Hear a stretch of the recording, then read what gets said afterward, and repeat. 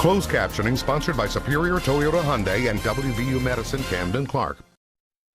Live from our studios at One Television Plaza, this is WTAP News at 6.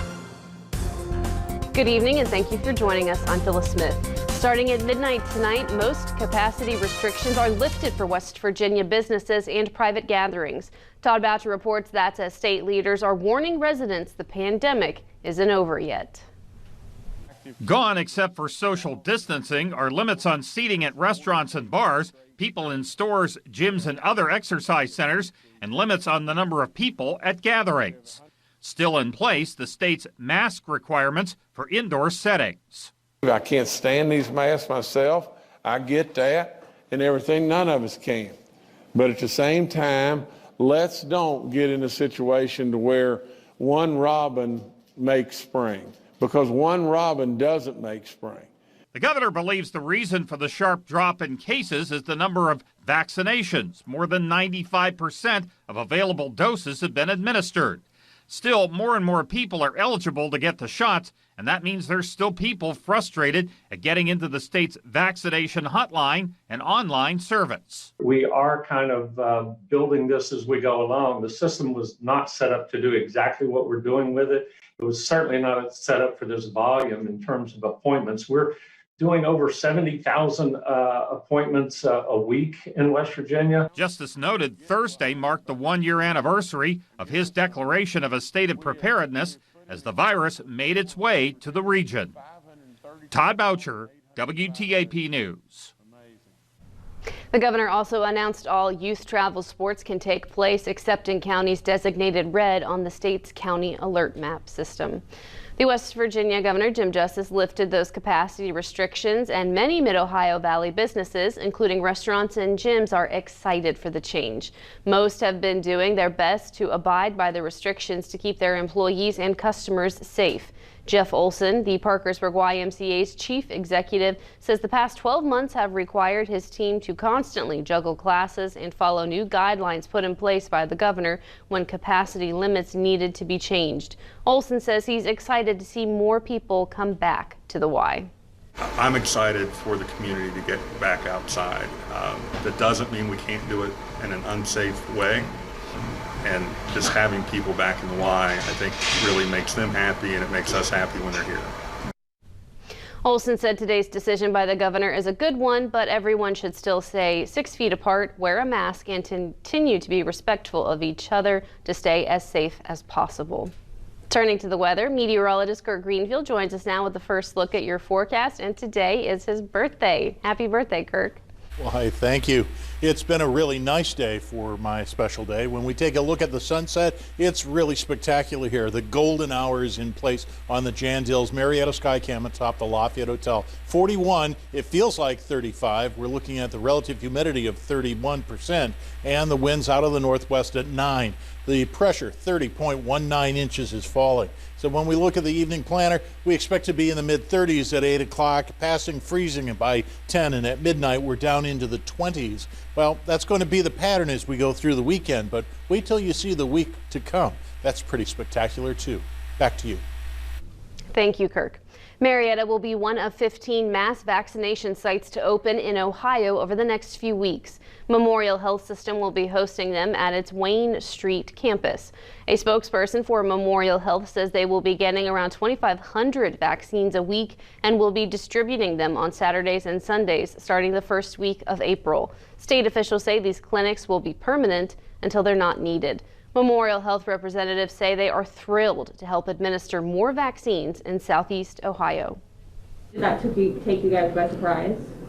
Absolutely. We, as busy as we were over the last, couple, 2 or 3 months of last year with vacant structures, did not think that it wouldn't continue.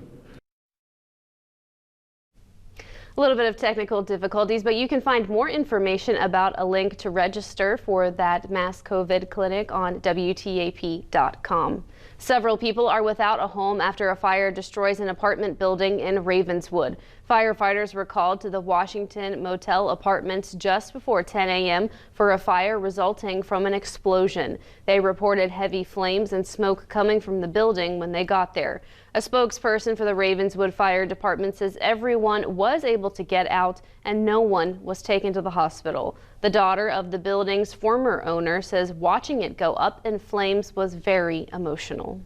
Honestly, I was sobbing when I got there. It was just so sad to see it go up like that. It was very emotional. It was just very emotional seeing everything my parents worked so hard for. You know, of course they had sold it. You know, my mother had sold it 15 years ago after my father passed away. But it was just a lot of memories, watching a lot of memories go up in smoke. The cause of the fire is under investigation. Multiple agencies from across Jackson County responded to the scene. The last half of 2020 saw a sharp increase in vacant home fires in Parkersburg. That trend has significantly dropped so far in 2021. Out of the 11 structure fires the Parkersburg Fire Department has seen this year, only 2 have been at vacant homes, according to Fire Chief Jason Matthews. This may be a big drop from last year, but it's a drop back to normal when compared to the last few years. 2020, on the other hand, saw numbers triple what was considered normal over the past few years. Chief Matthews says the sudden bounce back to normal was an unanticipated shift in pattern. Did that take you guys by surprise? Absolutely. As busy as we were over the last, couple, 2 or 3 months of last year with vacant structures, did not think that it wouldn't continue. Despite less vacant home fires, there has been an increase in accidental fires in occupied buildings. Last year there were 20. This year we're already at 9. To celebrate Future Farmers of America Week, some Morgan High School students took an alternative form of transportation to school. Laura Bowen shows us. Laura. Now, you might notice something different about this school today. Well, that's because it's not just any Friday, it's Drive Your Tractor to School Day. 8 tractors pulled up to Morgan High School this morning, marking the end of FFA Week celebrations. It's a tradition that goes many, many years back and remains a highlight of the school year. Students wake up, brush their teeth, then throw on their backpacks and hop on their tractors. When they arrive at school, students make sure to make a parade of it around the parking lot, then even make a stop by the junior high. It's what inspired FFA President Brady Rex to join in the fun. They always went up past the junior high, and as a junior high student, I saw that there weren't any girls, and I said, hey, I could probably do that. So Dad and I did a crash course when I was a freshman, and I learned from there. The route doesn't stop at the junior high. They make sure to make their rounds by the local nursing home too. So if you were seeing more kids on tractors on the roads than you're used to, that's why. Back to you.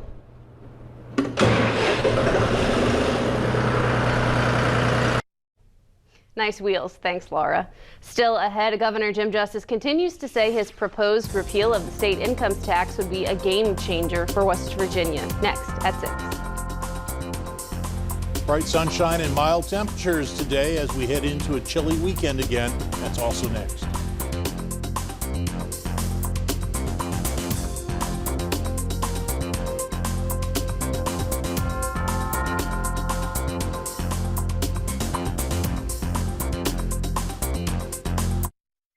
You're watching WTAP News at 6 with Phyllis Smith, Kirk Greenfield with your pinpoint weather forecast, and Jim Horton with sports. A day after it was officially introduced in the legislature, Governor Jim Justice continues to say his proposed repeal of the state's income tax would be a game changer for West Virginia. At his 4th virtual town hall meeting in 2 weeks, the governor presented figures indicating West Virginia is the only state in the country to lose population during the past 60 years. And in response to a question from a Parkersburg resident, the governor predicted dire effects if lawmakers do not go along with his initial proposal of a 60% reduction in the income tax. A no vote is basically a vote that would be telling people, we do not want you to have more money in your pocket, and we do not want you to have more opportunities than you have today. You know, a no vote would be catastrophic in my book. The plan also includes increases in the state sales tax and energy severance taxes, along with alcohol, soda, and tobacco taxes, all to offset a loss in revenue from the income tax reduction. Justice says he's opposed to raising property taxes. Now let's head to Kirk Greenfield for another look at the forecast. Kirk? Well, it's been mainly sunny today, and for most of the week, it's been just about the same temperature spread with the exception of Wednesday. But going into this weekend, almost carbon copy weather. Let's take a look at our current situation outside. Here's the radar satellite composite, and although there are a few flashes of green, which are basically Virga, there's really nothing to be concerned about. We're looking at clear skies. Look at that. What a view. Nice view of the bridge here on the Highmark, West Virginia Skycam. 41 degrees. It feels like 35. The wind's out of the northwest at 9. That's what's producing that slight wind chill. Relative humidity 31%, the barometer 30.19 inches and falling most recently. But traffic is moving very well. It's a pleasant evening. As you can see, 43 still in Huntington, 41 at Charleston, Charleston and Parkersburg, Athens at 40, same for Columbus and Wilmington. Not bad at all. Generally, the winds from the northwest, maybe 8 to 9 miles per hour. Not terribly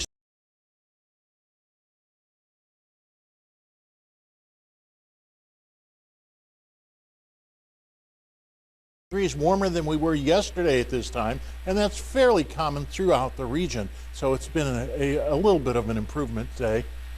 No radar echoes in the immediate vicinity. As we zoom out, we'll see a little bit of lake effect snows up in Pennsylvania and New York State, but nothing that northwest flow that continues into the region, and that's still keeping us somewhat refrigerated as we go into the weekend. Wait till you see what's coming next week. You'll see a real turnaround here. So our forecast looks like this. Mostly clear conditions, back to 22 again.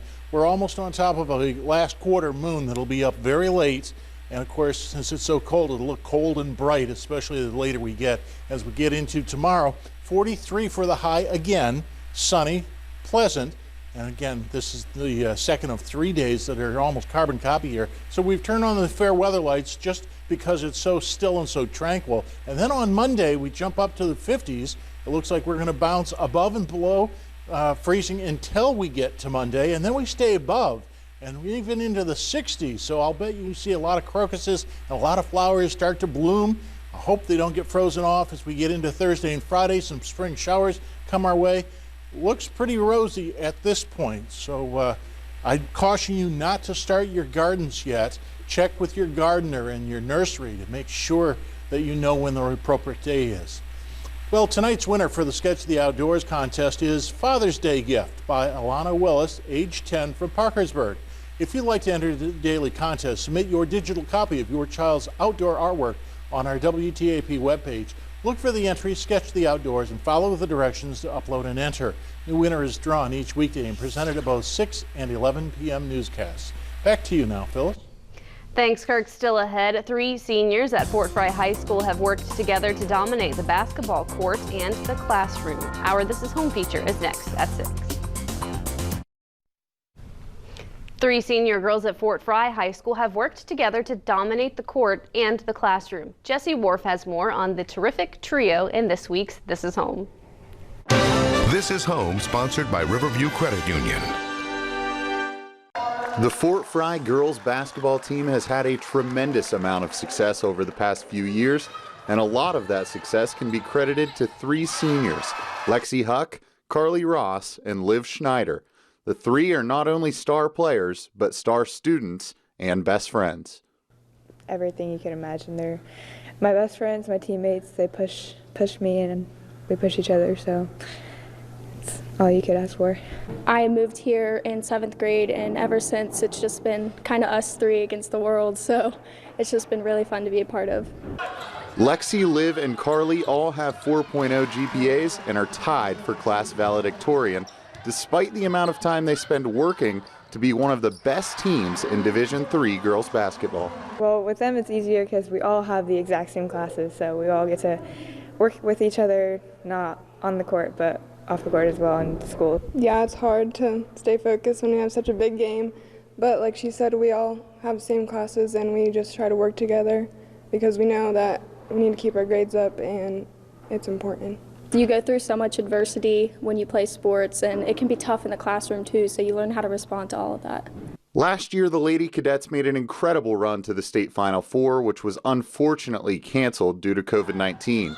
But all three are once again on the same page in saying last year's run was their favorite moment of playing high school basketball. Without a doubt, the regional final last year, just that feeling of seeing the crowd and the team and holding up the trophy. Definitely the regional final game. Like both of them have said, the regional final is huge. All three are headed to four-year colleges next year, and while they may no longer be around each other every day, they will cherish the successes they shared. We all have learned to work together like so unselfishly. We've been taught a great system. We've been taught to prioritize defense. And when you're close off the court, it translates to on the court. So that's been a big part of it. Reporting from Beverly, Jesse Worf, WTAP News. This is home. Speaking of sports, we'll set the scene for tonight's high school basketball lineup and looking back at Waterford's win in the regional semifinals.